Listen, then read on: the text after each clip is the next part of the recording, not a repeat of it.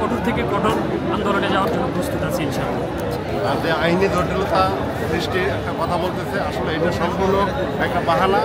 কারণ আদালত কর্তৃক যে রায়টা দিয়েছে, এই রায়টা তারা না মেনে আদালতকে বিধানগুলি দেখাচ্ছে এবং আপনার স্থানীয় সরকার মন্ত্রণালয় থেকে প্রজ্ঞাপন জারি করেছে, সেই জারিকেও তারা এখন অমান্য করে তারা কিসের জন্য এটা করতেছে এটা তারাই ভালো জানে।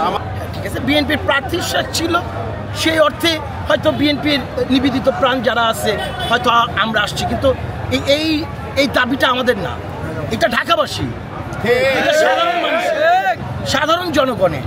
আর বিষয়টা তো এখন দাবির মধ্যে নেই। আপনার একটা দেশের আদালত, কোর্ট, মানে যেটা মহামান্য আদালত, সেটা হচ্ছে সর্বময় ক্ষমতা। আপনাকে যে জায়গায় মহামান্য আদালত বলে দিচ্ছে, এটার এখন আর দাবির মধ্যে নেই। আপনি রাষ্ট্রে থাকলে যেমন রাষ্ট্রের সংবিধান আপনার মানতে হবে, কোর্ট আপনাকে বলে দিচ্ছে। এটা আমাদের দাবির চেয়ে বড় প্রশ্ন হচ্ছে, এটা তো আইনের সাথে সাংঘর্ষিক হয়ে যাচ্ছে। এটা কেন এখন পর্যন্ত তাকে দায়িত্ব বুঝিয়ে দেওয়া হচ্ছে? এটা আসলে এই যারা দায়িত্ব বুঝিয়ে দেবে, এটা ওনারাই ভালো বলতে পারবে।